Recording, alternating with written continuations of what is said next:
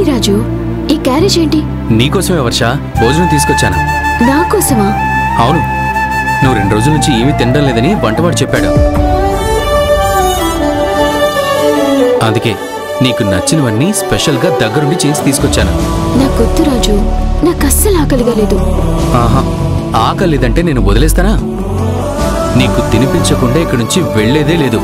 నువ్వు తినాల్సిందే. రా రాజు, కూర్చో. ఒక్క నిమిషం.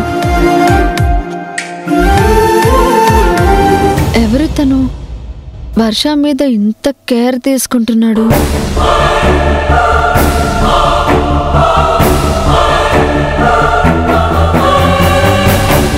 ఏలరా, ఏంటండి? ఎవరతను? వర్ష అమ్మాయి గారి బావండి. చిన్నప్పటి నుంచి అమ్మాయి గారు అంటే ప్రాణం.